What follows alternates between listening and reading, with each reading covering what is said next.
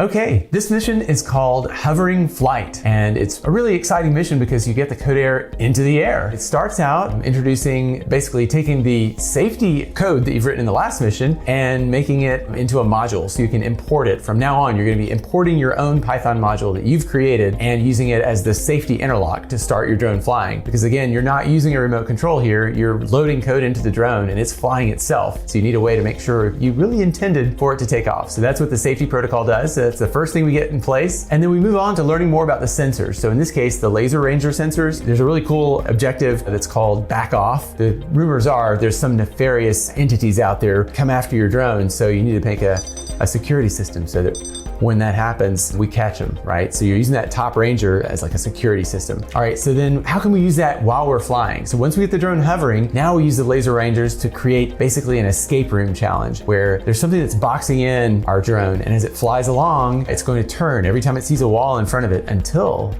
it can escape. Really exciting, really cool, practical mission here. We're gonna take you through a few steps of it as we go through. All right, so starting this hovering flight mission, we've got the first overview is just saying what we're gonna be doing here. We're using the motion commander interface. We're learning a little bit about blocking and non-blocking functions. There's a lot of cool concepts in here. Very first objective, I've got a classic XKCD comic here because we're trying to get this drone off the ground. So wouldn't we like to just import anti-gravity?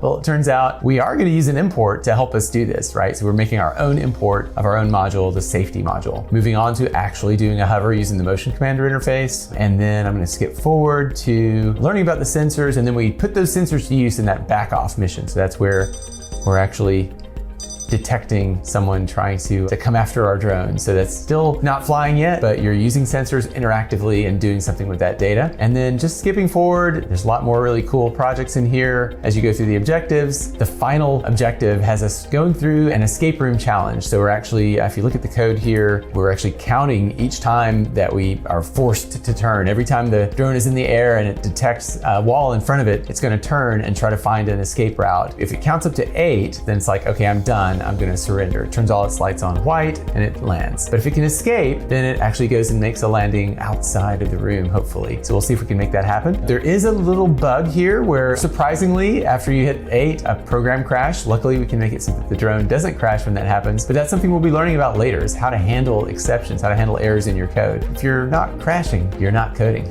Anyway, hopefully you guys will have a good time with this one. We're super excited about it. Get there and grab your CodeAIR and let's make this happen.